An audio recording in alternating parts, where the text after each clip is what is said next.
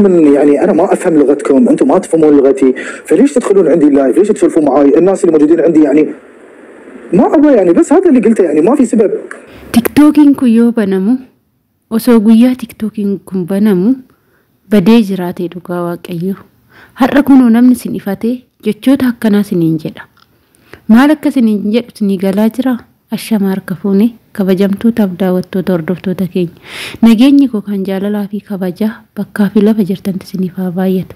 Anis obboleettiin keessan bakkaa fi lafa jirutti waaqayyoof galannaa ga'u nagaa fayyaa kootidha. Egaa kan dubbachaa jiran kun Arabiffaanii jechuudha. Arabiffaanii ani isinin barbaadu, isin afaan koon beektanii, ana afaan keessan hin beeku, ana afaan lama takka dubbattanii akka na biraa buutan hin barbaadu. Kanaafuu ani isinin barbaadu, maaf na barbaadu, maaf dhuftu, yeroon allaayifii seene maaf seentu mana keeyyaa, hin dhufinaadha isinin jedhe laan. Hin dhufinaadha mana koo maa seentu isinin jedhe. Eeshi የመዳም ቅመሞቼ takka achi xawalwaltu takka as xawalwaltu dhaaba tokkoon qabdani Oromoo jala xawalwaltu Amaara jala xawalwaltu Araba jala xawalwaltu Tigree jala xawalwaltu Bangaali jala xawalwaltu Suudaanii jala xawalwaltu bakkumti isinin dhaabbanne hin jiru jechuudha barra. Bakkumti isinin dhaabbanne hin jiru. Immoo Arabdoonni akkasi waccanii akka kunu ceelukuu caacutti walitti waccanii akka barbaadan taatan kana hin barbaadan jechuudha isaan. Isaan yoo wal bira dhaqan yookaan waan qubna garaa tokko haasa'u waan wayii haasa'u jechuudha. Ijoolleen keenya bakkuma hundatti maa argamuuf deemtu? Maaf kabajaa waliif hin goone? Mana kan mana madaamii jirtu laabii gandaarra ol ba'uu mana gandaa dhaquu maaltu si mudde? Hin hojjettu hojii madaamii keetii hojii qabda. Hojii yoo dhabde, hojii yoo fixatte, ofii keetii dhiqattee, fataa jettee, hin laaltu yookaan mana kee banattee hin teechu maal gocha mana namaa xawalwaluu dhattu. Sinin barbaadu jedhee jira barnamichi gandaa. Sinin barbaadu hin dhufinaa jedheera. Kanaaf yaa uummata keenya maaliif of xiqqeessitu? Bakkuma hunda maaliif manuma nama hundaa jala dhaxxanii koomentiis barreessuuf maan muddamtu? Amma fakkeenyaaf namichi Arabaa tokko warroonni Arabaa bilxoomanii tamma ijoollee keenya irratti hojjetachaa jiru. Maaliif isin garuma hunda xawalwaltu waan ta'eef jechuudha. Bakka hundatti argamtu waan ta'eef jechuudha. Amma guddina isaaniitii jecha beekamtee argamu jecha sarraatenyaa isaanii gadi baasanii laayivii galchanii haala saniin keenya immoo fiiganii jalatti koomentii ati nama gaariidha maali yoo inni koomentii keechanuu beekeen dubbisu si jammar jechuudha. Koomentii keechanuu beekeen dubbisu abaabaa intii madirwish maali osoo waan gaarii hojjenne ofii keenyaaf wal guddifne nama guddisuuf hin xaarinaa. Arabdoonni ofiinuu wal guddisu isaan isin hin barbaadan. Dhugaa rabbii dubbachuudhaaf jechuudha. Kanaaf zim jedhaa hojii keecha yoo fixattanii wanta dhuunfaa keechanii hojjetadhaa malee jara adii biran dhaqina. Jarri adiinii akka har'a biras yoo hojjennu garaadhaan nu hin jaalanne jechuudha. Yaada gaafa nu biratti hin hojjenne gaafa mana isaanii qulqulleessine maal ta'u manni isaanii jalaa xuraa'a. Kanaaf nu sossobatu malee jaalala keenya qabaatanii yookaan waa'ee keenya qabaataniitii miti jechuudha. Uumaa takkallee jaalala keenya qabanni sobu jechuudha jarri. Kanaafuu yaa obboloota koo isinii bakkuma hundatti dhaabbachuuf hin deeminaa jechuudha. Akkas isiniin jedha kabajamtoota keenya. Kanaafuu jechuudha dhugaa na aarse namichis na aarse ijoollee keenyanis nama keenyanis yoo akkana jedhu na aarse jechuudha. Anis hin barbaadu bakka mana koon dhufinaa yoo jedhu baay'ee tokko na aarse jechuudha. Gaafa nuti of kabanye gaafa nuti kabajaa ofii kennine namnis nu kabajuu danda'a.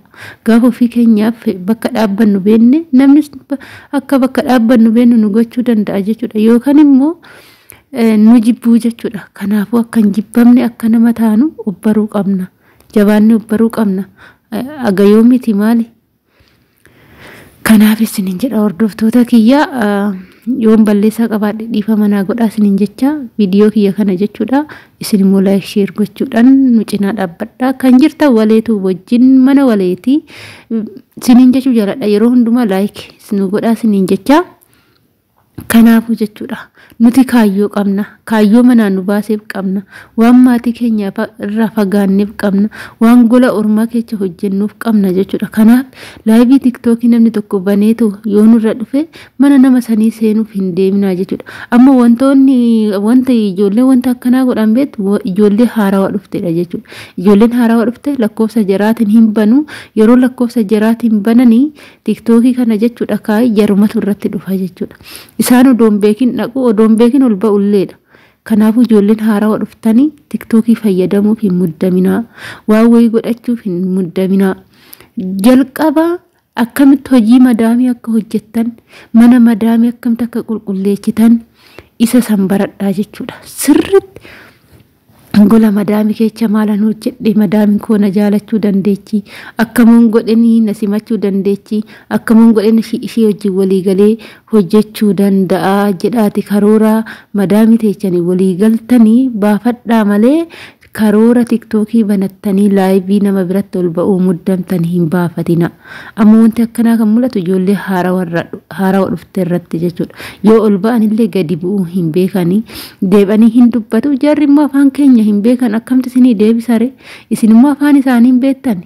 Rakkoon kana dhufe bar ijoolleen dura asitti hojjette afaan inuma beeku. Amma kan afaan hin beekne ijoollee haarawaa dhufanii kana jechuudha. Gubbaa hin ba'u.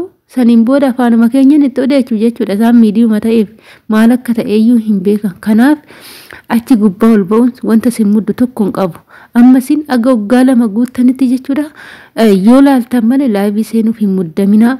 Hojii madaamii hojjechuuf karaa kamiin akka hojjettan bichaa sirritti karoora baafadha. Sijammar tiktookii wanna tokko isiniif hin godhu jechuudha.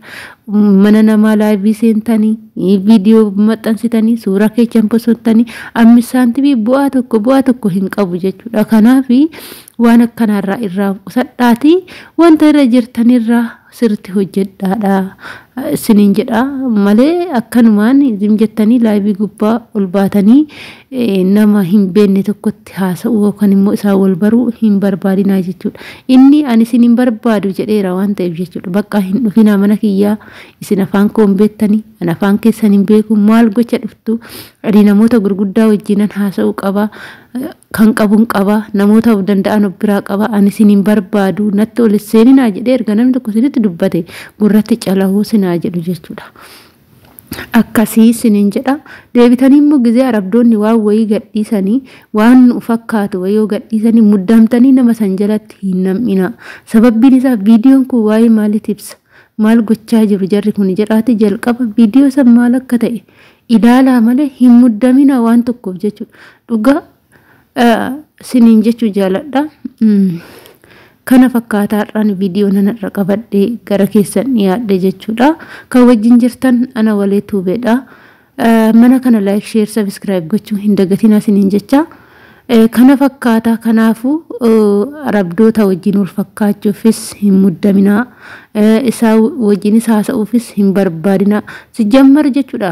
Biyya keenya kanatu tabalaashaadha malee barreeffama dubartoonni arabdoota dhiira wajjinis hin haasa'anii laayivii irra hin taa'anii amma warroonni laayivii irra taa'anii arabdoota otoo hin taane warroota biyya biraati jechuudha. Dhiira isaaniitu fayyadama malee dubartoonni isaanii iddoo akkanaatitti hin argamanii jechuudha.